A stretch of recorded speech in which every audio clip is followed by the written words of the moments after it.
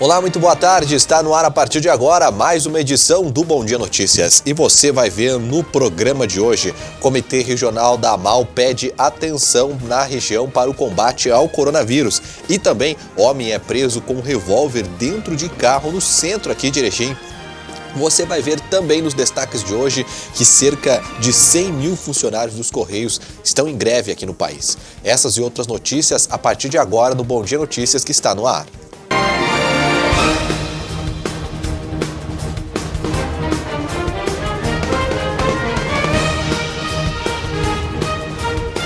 Boa tarde, meu amigo, boa tarde, minha amiga. Seja bem-vinda a mais um Bom Dia Notícias. Obrigado pelo carinho da sua audiência, você que nos acompanha de segunda a sexta-feira, com as informações aqui de Erechim e da região do Alto Uruguai. E nós começamos já o nosso jornal de hoje destacando para você que o deputado federal Pompeu de Matos se manifestou nessa semana no plenário da Câmara dos Deputados Federais, o plenário online, né, que as sessões estão sendo feitas aí de forma online, sobre a morte da médica e primeira-dama lá de Paim Filho. Ele solidarizou e lembrou do trabalho dos médicos e da importância dessa classe nesse momento da pandemia. Eu quero, presidente, primeiramente, expressar aqui as minhas condolências a mais de 109, praticamente 110 mil famílias que foram a óbito por conta do coronavírus. São pessoas, são famílias, são sentimentos, são muito mais do que números e vidas importa, presidente. Para se ter uma ideia, são aí 3 milhões, vão chegar a 3 milhões e meio de pessoas infectadas. O Rio Grande do Sul vive esse drama, cada estado tem o seu drama, o país inteiro vive esse drama, e aqui agora, nesse final de semana, presidente, uma profissional de saúde, uma médica, 42 anos, doutora Daniela Zandoná Brizolim, que além de ser médica, primeira-dama do município de Paim Filho, no interior do Rio Grande do Sul, na região do Alto Uruguai, que foi a óbito na luta em defesa da vida, em defesa das famílias, em defesa dos seus pacientes. Ela que era médica, profissional, que estava na linha de frente. Em função do que, presidente, nós, e especialmente eu, apresentei um projeto de lei que foi aprovado para amparar as famílias dos profissionais de saúde que virem a óbito ou que forem infectados de maneira tal que fique inabilitado para aquela atividade. Como numa guerra, e nós estamos numa guerra contra um vírus invisível, presidente. O soldado toma no front, aquele país indeniza a família dizendo que esse soldado morreu em defesa da pátria. A doutora Daniela Zandoná Brizolim morreu no seu ofício, na coisa que ela mais amava, que ela desejava, que ela queria, companheira de luta, inclusive do PDT, trabalhista, presidente, e que a gente chora, a gente lamenta, mas que a gente tem que continuar lutando e pedir para as pessoas, que as pessoas acordem, porque esse projeto que nós aprovamos, amparando as famílias dos profissionais de saúde que sucumbiram, o presidente Bolsonaro vetou, lamentavelmente vetou. Nós temos que derrubar esse veto para amparar essas famílias. Famílias, vidas importam, nós temos que dar coragem, presidente. Por isso que eu queria fazer essa manifestação. O Caio Nárcio, também jovem deputado, foi meu colega, também sucumbiu na luta, presidente. São tantas e tantas almas, tantas e tantas vidas que nós precisamos dizer em alto e bom som para que outros compreendam e as pessoas não venham a se infectar, mas que se cuide. A proteção é importante, presidente. Eu precisava fazer essa declaração em favor da vida, em homenagem à família da doutora Daniela Zandoná Brizolim, mulher guerreira, gaúcha, médica e que lutou em defesa da vida e que morreu em defesa da vida. Vida, vida, muita vida, vida com intensidade, vida com felicidade, vida com qualidade de vida é que a gente quer para os brasileiros e é pelo que lutava a doutora Daniela Zandoná Brizolim. E o Comitê Regional da AMAL aqui do da região do Alto Uruguai Gaúcho, a Associação dos Municípios do Alto Uruguai Gaúcho, pediu mais atenção e colaboração à comunidade nesse período aí da pandemia. Isso porque o clima frio costuma fazer um aumento aí de doenças respiratórias. Confira. Para conhecimento da população, nós informamos que nas últimas 6 avaliações por parte do Governo do Estado, através do modelo de distanciamento controlado, A região 16, no qual nós pertencemos, recebeu a indicação de bandeira vermelha, o que significa, segundo a metodologia, alto risco. Nessas 6 oportunidades, as lideranças locais e regionais apresentaram um pedido de reconsideração que foi acolhido em 5 ocasiões. Na última semana, recebemos essa indicação, fizemos uma boa defesa com relação aos nossos indicadores, os nossos gráficos, nossos argumentos e conseguimos reverter a situação para a bandeira laranja, que nesta sistemática significa médio risco. Nesse momento que estamos atravessando uma epidemia e que percebemos mediante os nossos indicadores que há uma evolução no número de internações, tanto a nível de UTI como a nível de leitos clínicos, é fundamental a participação do conjunto da sociedade na adoção das medidas preconizadas de prevenção. Nós só vamos conseguir permanecer, segundo este modelo aplicado pelo Estado, na bandeira laranja, a partir do momento em que todos os atores envolvidos, gestores, profissionais de saúde, autoridades de saúde, lideranças de entidades empresariais, comerciais, esportivas e religiosas e o conjunto da sociedade adotarem em conjunto as medidas preconizadas para que possamos ter indicadores favoráveis que nos permitam, mediante o comitê de crise, sustentar a posição que a nossa região está na coloração laranja, o que significa dizer médio risco. Olha, já a gente segue falando mais do novo Covid-19 para você, vai trazer uma notícia boa aqui no nosso telejornal sobre esse assunto, é daqui a pouquinho. Agora a gente fala de segurança pública. Olha, o corpo encontrado às margens do Rio Uruguai foi confirmado como sendo da aposentada Terezinha Sacchini, segundo o laudo. Olha, o Instituto Geral de Perícias confirmou na tarde desta quinta-feira que o corpo encontrado às margens do Rio Uruguai no dia 29 de julho em Marcelino Ramos é o da aposentada Terezinha Sanguini, de 60 anos. Terezinha morava em um residencial terapêutico no interior de Marcelino Ramos e estava desaparecida desde o dia 18 de julho. A causa da morte não foi divulgada pela polícia, que segue investigando o caso. Seguimos com outras informações. Olha, um homem foi preso com um revólver dentro de um carro no centro aqui de Erechim. Foi durante a tarde desta quinta-feira, quando a Brigada Militar foi informada que um homem estaria com uma arma de fogo em um estabelecimento comercial na rua Pedro Álvares Cabral, na região central da cidade. No local, foram abordadas diversas pessoas. Em revista pessoal, a arma denunciada foi encontrada dentro de um automóvel modelo Toyota Corolla que estava estacionado no pátio do estabelecimento. Os policiais então encontraram o revólver calibre 32 com 6 munições intactas. O proprietário do veículo, um homem de 33 anos de idade, informou que não sabia sobre a arma. Ele foi preso em flagrante por posse ilegal de arma de fogo, onde foi ouvido e logo após pagar fiança, acabou sendo liberado na delegacia. Tem outras informações para você que está nos acompanhando e olha, um traficante foi preso vendendo drogas no bairro São Vicente de Paula. Foi durante a atividade de rotina lá no bairro São Vicente, na noite desta quinta-feira, que os policiais perceberam que 2 pessoas estariam negociando drogas em frente a um já local conhecido como sendo ponto de tráfico de drogas. Durante a abordagem ao mesmo, a Brigada Militar encontrou com o consumidor uma bucha de cocaína. Já com o traficante foi encontrada a quantia de R$ 158 em dinheiro. Dentro do ponto de tráfico foram encontradas ainda 15 pedras de crack, uma pedra de crack ainda não fracionada, pesando 15 gramas, 10 porções de maconha, 8 buchas de cocaína e uma bucha ainda não fracionada também de cocaína, pesando em torno de 22 gramas. Diante dos fatos, ambos foram ouvidos na delegacia de polícia. O traficante de 34 anos de idade foi preso. Ele foi conduzido ao presídio. Já o consumidor de 22 anos de idade foi liberado. Nós temos outros destaques para você que nos acompanha. E olha, um foragido da Justiça foi preso lá em Getúlio Vargas. Foi na tarde desta quinta-feira, quando a Brigada Militar abordou um homem em Getúlio Vargas. Em consulta ao sistema informatizado de dados, os policiais descobriram que o mesmo estava com um mandato de prisão. Ele foi levado para a delegacia e logo após ao presídio estadual de Getúlio Vargas, onde fica à disposição da Justiça. A Brigada Militar não informou qual o crime que ele cometeu e por que motivo esse mandato de prisão havia sido expedido contra o mesmo.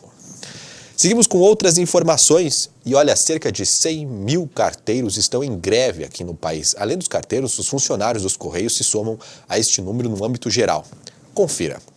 Os funcionários dos Correios entraram em greve às 10 horas da noite da última segunda-feira. Segundo a Federação Nacional dos Trabalhadores e Empresas dos Correios e similares, cerca de 100 mil trabalhadores aderiram à paralisação em todo o Brasil. O secretário-geral do Sindicato dos Trabalhadores dos Correios no Rio Grande do Sul, Alexandre Nunes, conta o que levou a categoria a cruzar os braços. A nossa greve é pela manutenção do atual acordo até o ano que vem, que acabou a pandemia, e também é contra a privatização dos Correios, né? Que a gente sabe que essa proposta deles de retirada de 70 cláusulas tem diretamente a ver com a privatização dos Correios. Um estopim para essa greve é a forma irresponsável que a direção dos Correios está tratando os trabalhadores frente à pandemia. Então, a direção dos Correios se nega a fazer testagem, se nega a fazer higienização dos ambientes de trabalho onde tem colega contaminado e fica aí convocando, transferindo os colegas entre cidades, então fazendo contaminação de um lugar para outro. Desde o início da pandemia, ela só forneceu aí 2 máscaras de pano para cada trabalhador, assim, e álcool gel, o nível de proteção dos Correios, mais nada. Então, esses motivos levam o trabalhador dos Correios à greve. Mesmo sabendo da paralisação, a Adriana foi até o Centro de Distribuição Domiciliária de Cachoeira do Sul na tarde de terça-feira, com a esperança de receber uma máquina de costura que comprou no início de agosto. O local estava aberto. Ela foi atendida. Bom, o resto deixa ela contar. Não chegou. Incrível. Agora vai fazer 5 dias que está vindo de Porto Alegre para cá e não chegou aqui ainda. E está em trânsito, né? Era desde o dia 14, já era para estar aqui, não chegou ainda. Não tem previsão de chegar. E eu vou ter que amanhã voltar para ver se eu consigo, né? Porque eles entregar eles não vão, né? Pode ser que chegue aqui, mas entregar não vão. E é uma entrega urgente. É uma entrega urgente. Tem 75 máscaras para costurar, né? E a gente já está há um tempão e atrasou bastante. Deu entrada dia 4 no correio e até hoje não chegou, né? A gente está desesperado já. São 75 máscaras como estas que precisam ser finalizadas. Mas sem a nova máquina, isso é impossível. Minha mãe que costura, eu não costuro. Minha mãe tem uma eletrônica, só que a eletrônica é para tecido leve. E quando faz essa dobra da máscara, ela trava. Eu já levei 2 vezes para consertar, não funcionou. O que a gente pensou? Vamos comprar uma nova, mais resistente. Eu comprei a nova resistente, só que a gente vai adiantando o que dá na máscara para fazer a dobradura na nova. Só que a nova não chegou, tá os pedacinhos tudo cortado esperando para fazer. E claro, né, ela vai costurando, só que chega num ponto que a dobradura tem que esperar, né? 75 máscaras. 75 máscaras que a gente tem para vender para ajudar pelo amigo e não... Vamos ficar parados esperando até chegar. A greve por tempo indeterminado também é um movimento da categoria contra a privatização dos Correios. Os grevistas denunciam o corte de 70 benefícios da classe, como vale alimentação, auxílio, creche e reduções de até 30% no adicional de risco, além de pagamentos com descontos indevidos e um aumento na parcela a ser paga por planos de saúde, o que tornou a cobertura impraticável para muitos dos funcionários, que recebem o piso salarial. Isso não estaria acontecendo agora nesse momento se a direção dos Correios aceitasse a nossa proposta. E olha, a nossa proposta não é de reajuste salarial. A nossa proposta é só manutenção do que a gente tem até hoje. Diferente das outras empresas aí, que a grande maioria que a gente está vendo que estão em crise por conta da pandemia, por ter tido que parar, os Correios não param. É um serviço que cresceu 25% a demanda para os Correios, porque as pessoas estão em casa e comprando, e o Correio ainda tem a disfarçatez, né, de propor a retirada de direitos dos trabalhadores. Né? Isso não é justo. Além do centro de distribuição, onde a Adriana foi atendida, na Rua Barão do Viamão, também estava aberta na tarde de terça, em Cachoeira do Sul, a agência do centro, na Rua Saldanha Marinho. Nós tivemos uma adesão aí muito forte aí a nível de estado, então tem unidades aí que paralisaram aí em 100% do total, né? Tem outras que paralisaram 70%, O setor operacional, principalmente aí de entrega, tem uma paralisação muito grande, né? O setor de atendimento está um pouco mais atrás, mas o setor de distribuição, eles têm uma paralisação muito forte. Claro, a gente entende o lado do funcionário público, mas que prejudica toda uma cadeia, né? E não é só a minha máquina é um caso, mas quantas pessoas estão esperando alguma entrega, encomenda, né? Coisas de trabalho até, inclusive, né? Então, quer dizer... Olha, agora sobre a volta às aulas. Olha, prefeitos de todo o estado temem aí um retorno das aulas ainda agora no mês de agosto para a saúde de professores e alunos. Segundo eles, o momento da pandemia ainda não é do tipo de retorno dessa iniciativa. Confira. A FAMURS realizou uma pesquisa com 442 prefeitos do Rio Grande do Sul sobre o retorno das aulas presenciais para alunos da rede pública e privada. Questionados se as aulas devem voltar conforme o calendário proposto pelo governo do estado, 418 prefeitos, que representam 94% das respostas, declararam que não concordam com a retomada das aulas presenciais no dia 31 de agosto, iniciando pela educação infantil.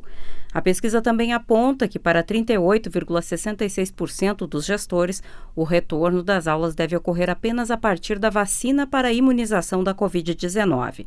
Outros 35,27% acreditam que as aulas só devam voltar com a diminuição de casos de coronavírus e 24% dos entrevistados somente a partir de 2021. Embora a proposta do governo do estado tenha sido apresentada e discutida com a própria FAMURS, o acordo era de buscar junto aos prefeitos um posicionamento sobre o calendário apresentado, que previa a retomada das aulas presenciais pela educação infantil no próximo dia 31. O governo segue afirmando que não se trata de uma obrigação ou mesmo imposição aos pais, mas o início de um debate que é necessário para a organização. Parece que o governo estaria... Para algumas pessoas, parecerá que o governo estaria propondo que no final do mês, ou início de setembro, 2 milhões de gaúchos voltassem para estarem todos dentro de salas de aulas amontoados. E não é isso, de forma nenhuma. Em primeiro lugar, estamos propondo com protocolos. E começamos a tratar desde já, mesmo que não haja a confirmação de um retorno presencial, porque as pessoas precisam se programar. Na rede pública, especialmente, em que a burocracia que se impõe faz levar tempo para que se adquiram os materiais, se contrate o pessoal e tudo mais, o planejamento tem que ser ainda mais antecipado. Por isso que a gente começou discutindo com os prefeitos, apresentando a eles essa intenção. O governo do estado já está fazendo compras, contratações, né, compras de equipamentos para um retorno, mesmo que ele não aconteça nos primeiros dias de setembro. Então nós estamos nos preparando e precisamos que todos os demais possam também se preparar. Cientes de que a responsabilidade pela educação infantil é dos municípios, os prefeitos rejeitaram maciçamente a retomada das aulas por essa faixa. Somente 5,72% concordam que os primeiros a voltar sejam as crianças da educação infantil. A maioria, 57,22%, sugere que a retomada comece pelo ensino superior, 16% pelo ensino médio e técnico, 15% pelos anos finais do ensino fundamental e 3% pelos anos iniciais. Para 93,43% dos prefeitos, o maior problema da volta às aulas agora é o risco para alunos e professores. Como a pergunta permitia mais de uma resposta, o transporte foi apontado por 54,5% como uma das dificuldades para a reabertura das escolas. Os prefeitos também não concordam com a sugestão de as instituições privadas terem um calendário próprio. Para 86,38% dos entrevistados, as redes pública e privada devem retornar na mesma época. No governo, a defesa de que ocorre apenas um debate e que há necessidade de ofertar escolas aos pais que não têm com quem deixar seus filhos. Mas é evidente também a questão econômica que assola as escolas da rede privada, que dependem do pagamento das mensalidades para se manterem em funcionamento, situação já declarada pelo próprio governo do estado. Possibilidade da volta do ensino infantil. Possibilidade. Eu quase tenho que desenhar aqui para algumas pessoas entenderem que já saem atacando e criticando sem mínima boa vontade de acompanhar que não se trata de uma obrigação, não se trata de uma imposição, mas de dar a opção, a possibilidade de pais que não têm onde deixar os seus filhos em segurança, que não têm como ficar com eles em casa e não têm como levar eles para o trabalho, levá-los para o trabalho, e não tem algum parente para deixar este filho em segurança, ter a opção de ter a escola de educação infantil para deixar o seu filho com o cumprimento dos protocolos. Em reunião na última semana, os prefeitos dos 12 municípios que integram a região da 8ª Coordenadoria de Saúde também se manifestaram contra o retorno das aulas presenciais. O posicionamento dos prefeitos foi unânime. Sobre a pesquisa divulgada pela FAMURS, o governador Eduardo Leite afirmou não ter recebido qualquer posicionamento oficial. Vamos conversar com o nosso comitê científico, mantemos conversa também com o Ministério Público, com os órgãos de controle, e vamos conduzir essa discussão. Não temos ainda um retorno oficial por parte da FAMURS e nem é somente de decisão dos prefeitos. É um debate para que se organize. O que pode vir a acontecer, eventualmente, é o Estado levantar a restrição e deixar aos prefeitos que identifiquem se no seu município a educação nesta etapa da educação infantil, que não é obrigatória, retornará ou não, se retornará apenas na rede privada e na rede pública não, ou se retornará na rede pública e na rede privada, a educação infantil. Enfim, vamos estabelecer essa discussão também com os prefeitos. E o INSS apresentou um novo sistema para a prova de vida dos aposentados. Olha, o INSS usa esse sistema para saber se a pessoa que ele está pagando a aposentadoria está viva realmente, né? Com isso, todos os anos a pessoa tem que ir a uma agência bancária se identificar, né? Mas agora um aplicativo do INSS vai fazer com que a pessoa mande fotos, vários tipos de fotos, além de documentos, tudo via internet, e assim a prova de vida seja confirmada. Os escolhidos para essa primeira fase de testes do sistema estão sendo contatados pelo INSS. Confira na reportagem. A prova de vida é obrigatória para os segurados do INSS que recebem o benefício em conta corrente, conta poupança ou cartão magnético. Anualmente, os segurados devem comprovar na agência onde recebem que estão vivos. Por causa da pandemia, o serviço foi suspenso. Por isso, o INSS inicia nesta quinta-feira um projeto da prova de vida por biometria facial, parecido com a selfie. O serviço está em teste. O beneficiário que participar do projeto piloto por biometria já terá validada a prova de vida. A meta do INSS é implantar a nova modalidade para todos os aposentados do país até o final do ano. No aplicativo Meu INSS, ele remeterá ao aplicativo meugov.br, o portal de serviços do governo federal, de forma que ali se realizará a foto e a captura facial para a realização do procedimento. E olha, um hospital lança um quiz aí sobre o Covid-19 para combater as fake news. O que é verdade e o que é mentira, né? Veja na reportagem. Neste quiz, o público tem 20 afirmações para marcar fato ou fake e testar de forma lúdica o que sabe sobre a Covid-19. Coisas que se você observar, são faladas diariamente, todo mundo ouve falar sobre aquilo, mas sempre pode gerar dúvidas e sempre fica aquela incerteza. Não, será que é isso mesmo? Será que falaram? E a gente tem concentrar nesses principais conceitos, que são conceitos até mais básicos, mais simples, né, como a questão da máscara, da higienização das mãos e outros pequenos pontos. Um dos principais erros é acreditar que se usar máscara não é possível ser infectado. A resposta é fake. A máscara é sim importante para evitar a transmissão do vírus, mas cuidado! Com ou sem máscara, levar as mãos ao rosto depois de tocar em superfícies ou objetos contaminados pode resultar em infecção. Outra informação dada como certa, mas ainda não comprovada, é a de que quem já se curou da Covid-19 não transmite mais o vírus. Já se detectou, inclusive, vírus com mais de um mês após a doença, a pessoa com vírus ainda presente. Então, a gente não tem essa certeza que essa quantidade de vírus que ainda exista lá, ela não possa estar transmitindo. Ela tem que tomar um outro cuidado, que é, por exemplo, eu posso até não ter a doença novamente, mas eu posso levar para alguém.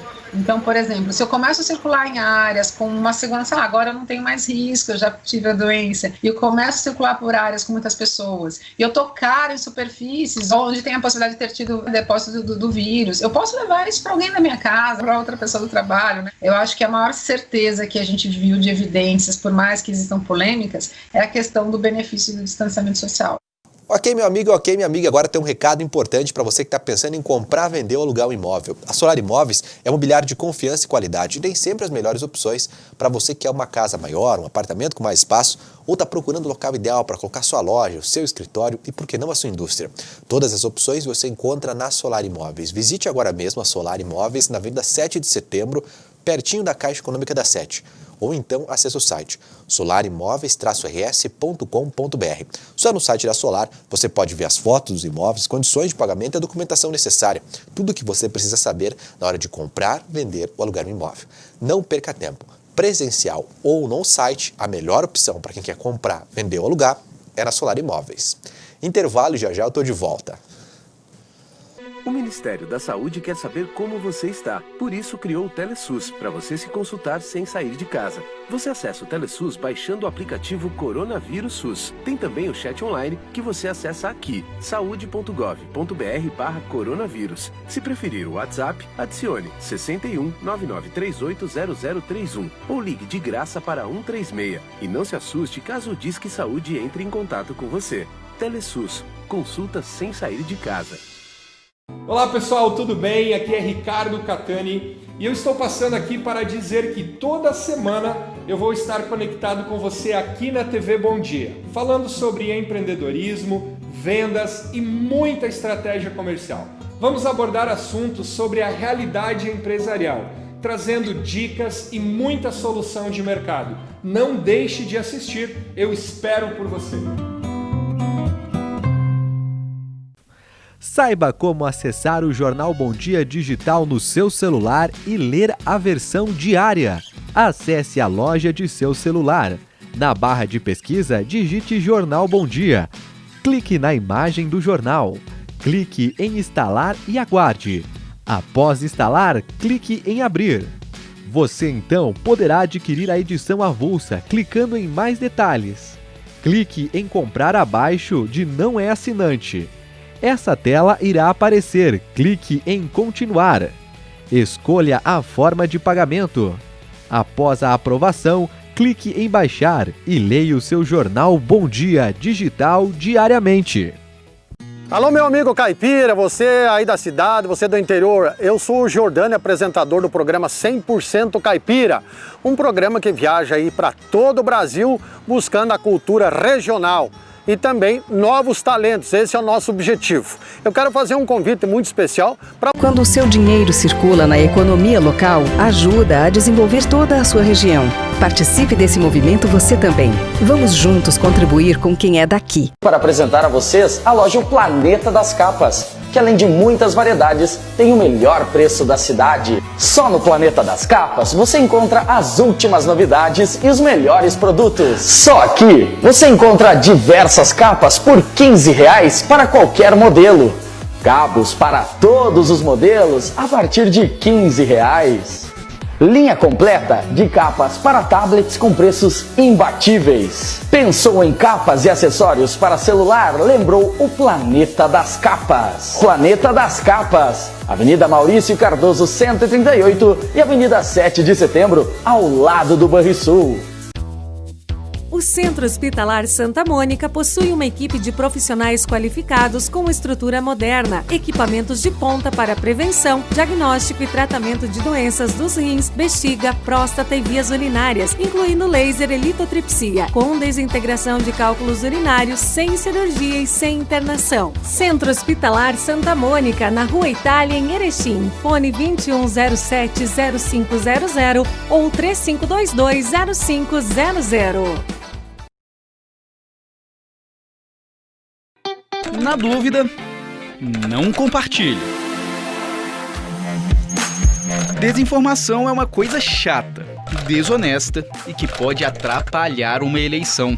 Mas você sabia que, além de tudo isso, divulgar notícias falsas para se dar bem em uma votação é crime? Desde o ano passado, quem der causa à instauração de investigação policial, de processo judicial, de investigação administrativa, de inquérito civil ou ação de improbidade administrativa, atribuindo a alguém a prática de crime ou ato infracional com finalidade eleitoral, sabendo que a pessoa que acusou é inocente, pode ser condenado de 2 a 8 anos de prisão, além de pagar multa. Por isso, muito cuidado na hora de divulgar informações sobre candidatos e aliados. Lembre-se, na dúvida, não compartilhe. Durante os últimos meses, a Unimed tem desafiado você a mudar um hábito e encontrar a sua melhor versão. O novo coronavírus apareceu e vamos precisar do esforço de todo mundo. Por isso, a gente tem um novo desafio até tudo voltar ao normal. Fique o máximo possível em casa. Cuidar de você. Esse é o plano. Unimed. O Master traz até você a nova loja de compras virtual, loja.mastersupermercados.com.br. Num clique, sua compra tá em casa. Acesse loja.mastersupermercados.com.br. Selecione os produtos de seu interesse, cadastre-se e faça o pagamento com os cartões e receba suas compras em casa. É fácil, prático e seguro. Loja virtual Master Supermercados. Num clique, sua compra tá em casa. Master Supermercados. Tá no Master, tá em casa. Internet para jogos, Creral Telecom. Para redes sociais, Creral Telecom. Para estudar, Creral Telecom. Para trabalhar, Creral Telecom.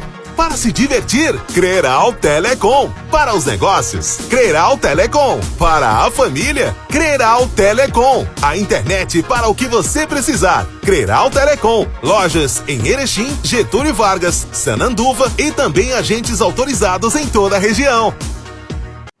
Nesse minuto, ele está pensando no primeiro carro. Ela pensa em trocar. Eles pensam em reformar a casa. E muitos estão pensando em como sair do vermelho. Tem os que planejam investir no negócio e também nas próximas férias. Seja qual for o seu plano, a Cressol tem o crédito ideal para realizá-lo. Crédito Cressol.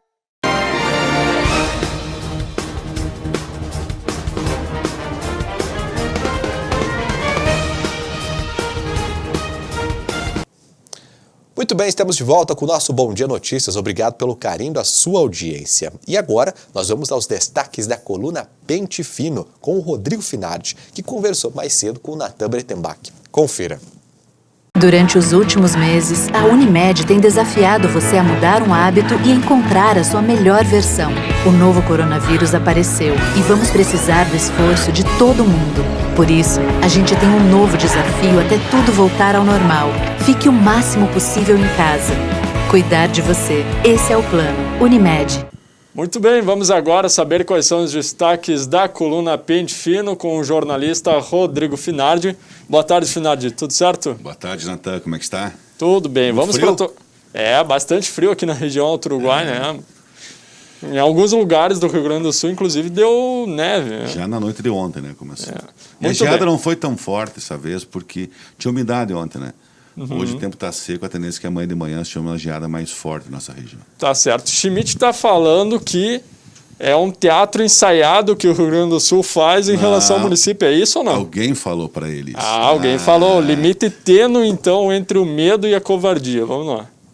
Na coluna de ontem, um empresário e político regional disse que é um teatro ensaiado entre o município de Erechim e o governo do estado, esse negócio da cor das bandeiras. Uhum.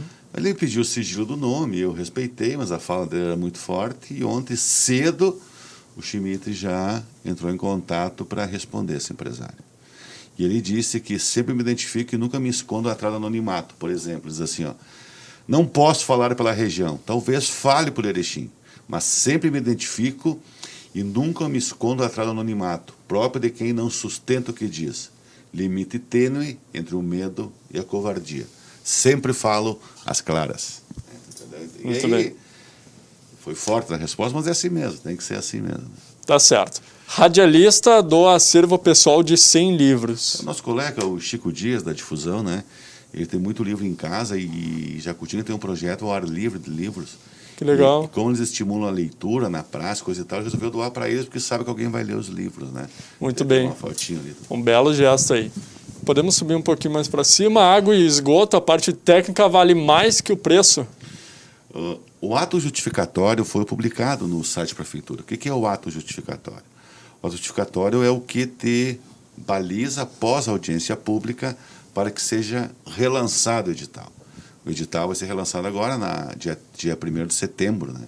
Contrato bilionário, aliás, né? De 2,4 bilhões de reais em 30 anos. Mas tem um detalhe, né? Que diz que quando vier as propostas e as principais empresas com expertise no ramo de água e esgoto estarão em Erechim nessa disputa, onde 70% da proposta tem que ser técnica e só 30% o valor. Né? O município diz que isso é uma prática usual, né? E isso vai garantir que a empresa que aqui se ficará por 30 anos tenha realmente capacidade técnica para executar o contrato, que ele é muito grande. Continuamos falando de Jacutinga porque o município lá recebeu recursos para a área de saúde. O deputado federal Nereu Crespim encaminhou R$100 mil para Jacutinga por emenda parlamentar, né, para seja investido na saúde. E eu divulgo tudo quando vem dinheiro de parlamentares e é só uma notinha de registro, né? Polis e Flávio, a primeira dobradinha definida. Pois é, pessoal. Muito se falava. Hoje, Paulo Polis do MDB e Flávio Tirello do PSB serão os candidatos a uma dobradinha para prefeito e vice na eleição de 15 de novembro. Eles já vinham acertados, agora só a parar algumas arestas entre os partidos e coisa e tal, né? E lembrar que o Flávio concorreu a prefeito na última pela primeira vez, não tinha ingressado na política, uma família tradicional de políticos, né? Um jovem, e só falta homologar, porque vai abrir o período de homologação das candidaturas via partidos, tem que ser assinado pelos filiados em convenções partidárias para depois se encaminhar para registro na Justiça Eleitoral. E com relação a isso ainda, isso pode ser que acelere o processo eleitoral das outras definindo também. Eles saem na frente para organizar equipes, TV, uma série de coisas que tem que organizar, né? Converso com outros partidos. Na noite de ontem, inclusive, tiveram uma reunião na casa do MDB com o presidente do Republicanos, Erechim, Hernani Mello, que também é pré-candidato a prefeito, e já fizeram com Cidadania, que vai falar com os filiados para acertar. Então, Republicanos e Cidadania bem próximo da coligação de MDB e PSB, e quem também está conversando numa conversa inicial é o PTB de Claudemir de Araújo. Então, tu vê que é um grupo de oposição ao governo. Se coloca como uma candidatura de centro, eles não querem nem bem à esquerda, ninguém bem à esquerda, ninguém bem à direita do lado. Eles acreditam, o próprio Polis falou que é um momento de pensar para frente, principalmente porque Erechim terá muitos desafios a partir de agora após a pandemia. Caso logre êxito nas urnas, ele não quer que o ranço e outras coisas venham à tona nesse momento. Esse momento não é para fazer caça às bruxas, e sim buscar uma coesão de vários partidos que queiram ter um projeto bom para Erechim. Esse vai ser o discurso deles, já está bem afinadinho. Eu já vi eles com colocações em rádios, em outros veículos, que é mais ou menos nessa linha de atuação. Nem a esquerda, nem a direita. Uma candidatura de centro, isso que vai ser. E daí eu perguntei para o Polis também, tá, e daí, mas com partido assim, vocês... E como é que está a questão da ocupação de governo? Nunca discutimos espaço de governo. Sempre fala cargos e coisa, né? Isso não é o momento, não é questão, sim. Nós vamos falar sobre como fazer para recuperar a autoestima e trabalhar forte para que isso aconteça do erechinense. Então tá aí, é um pontapé inicial, é uma definição, né? Pronto aí. Tá certo. E o registro aqui, então, do falecimento, né? Ex-primeira-dama de Erechim morreu por Covid.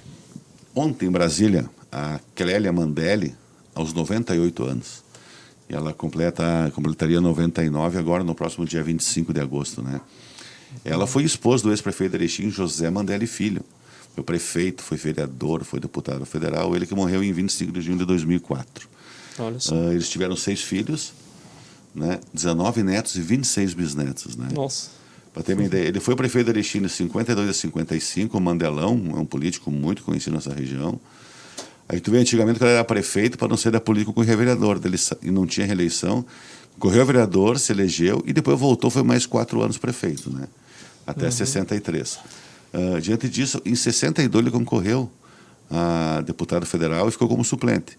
E quando acabou o mandato dele em 63, ele acabou assumindo uma cadeira em Brasília. Depois disso, em abril de 64, né, durante o regime militar, que depois o presidente João Goulart também estava lá, e ele era do PTB na época, mas com o regime militar e lembra os atos institucionais da ditadura, o AI-2 acabou excluindo, acabando com todos os partidos no Brasil, né? Todos os partidos. E daí acabou ficando só bipartidarismo. Ficou só a Arena e o MDB. E ele filiou ao MDB e continuou sua carreira política. Se reelegeu outras vezes, né? Ficou até 1979 como deputado federal. Então, de 63 a 79, e depois a família acabou se radicando e ficando por lá, né? Uhum. Então, ficou o registro aí, uma ex-primeira-dama do Erechim, ele já tinha falecido, né? Com quase centenária. Tu já tem problema de saúde nessa idade e tu morrer de uma pandemia assim, né? Felizmente, né? Esses são os destaques de hoje para o fim de semana, Finardi. Estamos correndo atrás, né? Vamos ver os reflexos dessa primeira candidatura, que isso em outros partidos tem que dar uma analisada. Estamos hoje em nossas bandeiras, pelos números de internações, tudo indica que deveremos ficar na vermelha, né? Estou repreendendo com o tempo, eu não vejo outra cor para hoje. Aí começa o recurso, aí segunda volta para laranja. Aí o comércio fica... É aquela loucura que está acontecendo ainda. Volta e daí depois acaba fechando agora, novamente. Essa matéria de capa, então eu gostaria de fazer um comentário. Faz favor, põe a capa para nós. Olha que foto emblemática, cara. Essa foto é uma escola indígena em Charrua. Olha só. Charrua tem 9 óbitos já. Charrua tem 3.500 habitantes. Erechim com 105 tem 10. É a cidade da R16, que envolve o Alto Uruguai, mais Rio dos Índios do Noai. É a região que mais tem óbitos per capita. Eu fiz uma matéria por habitantes, né? E ontem o Comitê Regional do Coronavírus, ligado à MAU, esteve em Charrua, né? E nessa escola estadual indígena, que tem na reserva dos Caigangue, eles estão fazendo salas de aula, porque a maioria dos casos que tem lá são em indígena, e vão fazer 20 leitos para pessoas recuperarem da Covid ali, numa cidade de 3.500 habitantes. Olha que situação que está vivendo Charrua. Pois é, né? Tá certo. Obrigado, Finardi. Bom fim de semana. Para todos nós. Voltamos agora com Leandro Zanotto. Muito bem, show de bola. Agora a gente vai para o comentário do Igor Miller. Te liga, porque opinião você também vê aqui.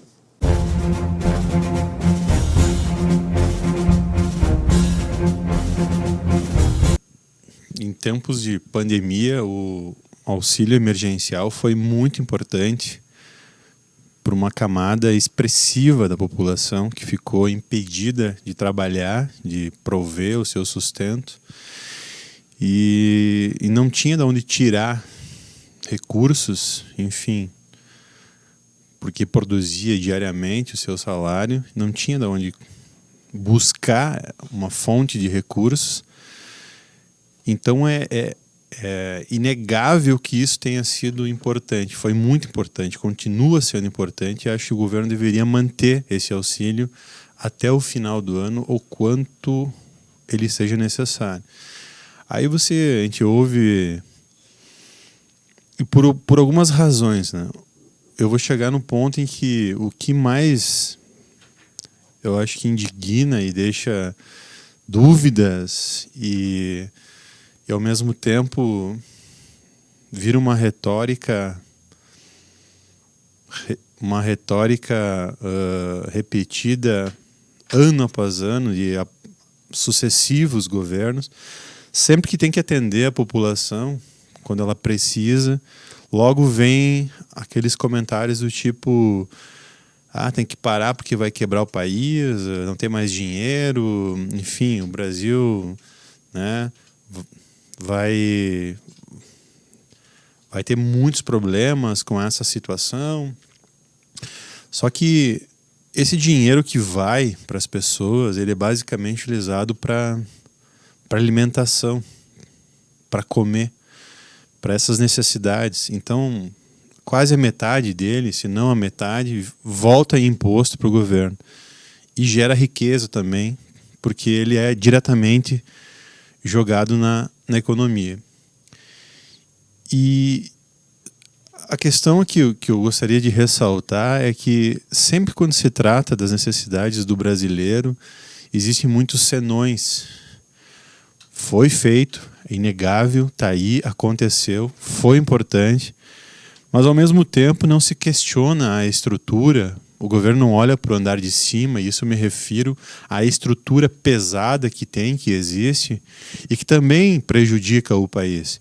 E aí é uma coisa quase que pouco se ouve falar disso, mas a questão da dívida pública do país, o pagamento dos juros, que consome aí quase a metade dos recursos, toda a riqueza do Brasil, que é uma coisa impalpável para nós. É uma coisa muito distante. Muito pouco se fala sobre isso. O próprio governo não fala sobre isso. A grande imprensa do país pouco fala sobre isso. A gente vê esse assunto em alguns poucos lugares, em alguns poucos canais. Quer dizer, quem mais bate nessa questão é uma entidade, a Auditoria Cidadã da Dívida, que há anos trata desse assunto do endividamento público e mapeou e tem estudos, enfim, que desnudou essa realidade para mostrar para a sociedade, mas ela praticamente não ecoa em lugar nenhum. E nesse lugar nenhum não chega, não sensibiliza a sociedade. E a grande imprensa do país, ela também não fala muito sobre esse assunto. Mas ela faz questão de dizer, e aí tem essa... Ela faz questão de divulgar o quê? Que o Brasil vai quebrar. Se atender às necessidades do cidadão brasileiro, o Brasil vai quebrar. Mas por que isso? Por que sempre, quando o brasileiro precisa ser atendido pelo governo, logo em seguida o governo vem a público dizer que o Brasil vai quebrar? E as outras questões e os outros problemas que envolvem toda a administração pública não são também fatores que contribuem para que o Brasil quebre, não gere emprego e renda? E eu não acredito que o auxílio emergencial vá quebrar o Brasil. Eu acho que tem coisas, como eu disse, muito mais significativas em termos de gasto público que levam o país para a situação que ele se encontra. Não fazer investimentos, cortar, enxugar, não mandar investimentos para os municípios, não fazer as obras necessárias, deixando desguarnecido aí a saúde e a educação, entre outros setores da sociedade. Então é uma pena que essa cultura, e isso é uma cultura que está incrustada na classe política federal, na gestão pública federal, e se mantém ano após ano. Não importa se o governo troque, não importa se o governo é de direita, de esquerda, de centro, de seja o que for, a mentalidade é a mesma. Quando se tem que atender a necessidade do cidadão, do brasileiro, é um problema. Vai gerar um problema muito grande para o país, que a gente não vai poder contornar. E essa percepção, essa conduta, ela perpassa diferentes governos, sucessivos governos ao longo dos anos. E é uma pena isso, porque é justamente o contrário. Acredito que seja justamente o contrário. Quando a política, e isso os municípios já fazem, quando a política brasileira se voltar efetivamente para a necessidade do brasileiro, acredito que aí a gente vai dar um grande pulo, aí a gente vai ver um desenvolvimento efetivo, com o bem-estar das pessoas, com as pessoas podendo viver com dignidade, que não é o que acontece hoje em dia. Muitas pessoas, e milhões de brasileiros, Brasil afora. Um bom final de semana e é isso aí. Voltamos a acionar o Natan Bretenbach aí no dia de hoje. Agora ele traz os destaques da edição impressa e digital nessa sexta-feira do Jornal Bom Dia. Te liga!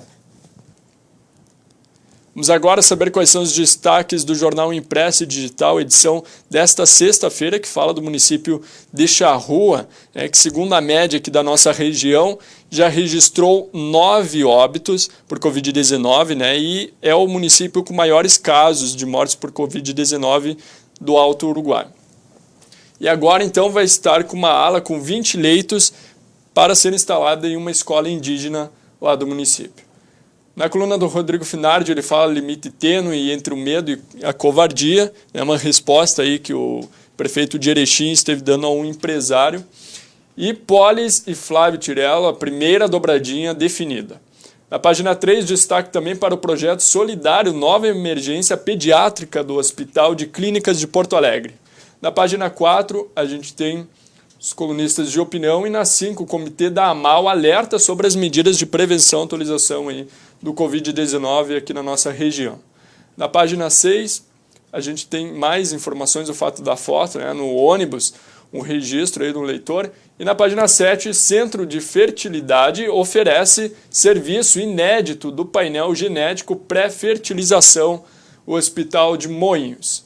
Na página 8, uma reportagem sobre Barra do Rio Azul, encontro de 2 rios. E na página 9, a reestruturação contribui para a fragilidade do sistema em defesa aí da agropecuária. Página 10, os grupos folclóricos poloneses se reúnem em encontro online para incentivar ainda mais a cultura aqui na nossa região. Tem os classificados do Bom Dia, o caderno de variedades, e na segurança, trabalho ininterrupto contra o tráfico aqui na cidade. E na página 16, a contracapa do Bom Dia traz a informação de que o município deixa de faturar cerca de 17 milhões com o cancelamento do Rally de Erechim. E o Atlântico retoma os treinos aí, né, específicos para a preparação de goleiros que estreiam na Liga Nacional de Futsal. Outras informações podem ser acessadas no site do Jornal Bom Dia, www.jornalbomdia.com.br. Olha, hoje de manhã eu acordei, Marcão, estava menos 2 graus no meu celular, eu quase não acreditei, viu? Mas o frio aqui no Rio Grande do Sul chegou muito forte. Em alguns locais as temperaturas negativas vieram junto com a neve. Em cidades como Caxias do Sul e também os campos de cima da serra registraram a famosa neve, né? Bom, vamos ver como é que fica o clima nessa sexta-feira. Parece que o frio vai continuar, então continue se agasalhando.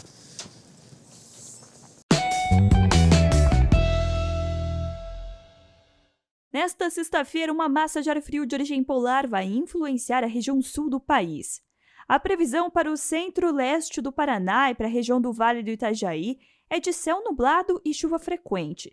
Mas na região de Ivaí e de Londrina, a chuva deve se concentrar no período da manhã e a partir da tarde apenas garoa. Tem previsão de garoa ao longo de todo o dia no litoral sul catarinense e no noroeste do Paraná. Já nas demais áreas do sul do país, não tem previsão de chuva e o sol vai aparecer entre muita nebulosidade no sudoeste do Paraná, oeste de Santa Catarina, norte, sul e leste gaúcho. Tem risco de geada no centro-oeste do Rio Grande do Sul. Tem risco de neve na Serra Gaúcha, em áreas centrais de Santa Catarina e áreas do sul do Paraná. Na Serra Gaúcha, deve nevar no período da manhã. Já na Serra Catarinense, pode nevar a qualquer hora do dia, mas principalmente no período da madrugada e da manhã. Em todo o litoral da região, são esperadas rajadas de vento de moderada a forte intensidade e tem risco de ressaca com ondas de até 2,5 metros de altura. A mínima prevista em Florianópolis é de 7, a máxima é de 14 graus,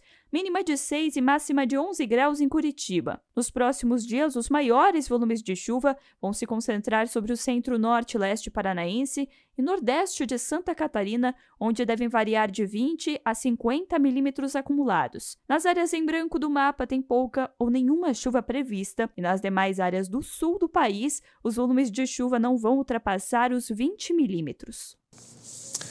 Muito bem, meu amigo, muito bem, minha amiga. O programa de hoje está ficando por aqui. Eu quero agradecer a sua audiência, você que nos acompanha de segunda a sexta-feira, aqui ao meio-dia, com as informações de Erechim e da região do Alto Uruguai. E eu quero, para encerrar essa edição dessa sexta-feira, vamos terminar com uma notícia boa, né? Olha, um funcionário do Hospital Santa Terezinha aqui de Erechim, que estava internado com coronavírus, recebeu alta hospitalar e está curado da doença. Olha, a saída dele ontem do hospital foi cheia de muita emoção, principalmente pelos colegas de trabalho lá do hospital. Por isso, a gente encerra o nosso telejornal dessa sexta-feira com essa boa notícia e com essas belas imagens para você. Te liga, bom fim de semana.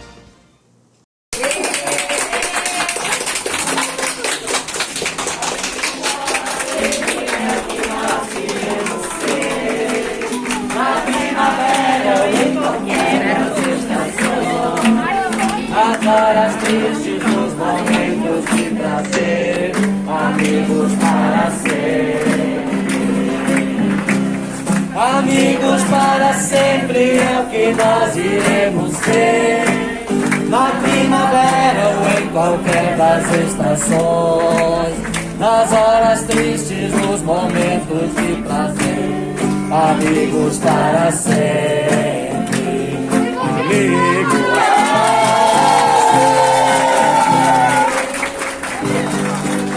Eu tenho tanto pra me falar, mas com palavras não sei dizer como é grande o meu amor por você. E não há nada pra comparar, para poder me ensinar como é grande o meu amor por você. Nem mesmo o céu, nem as estrelas.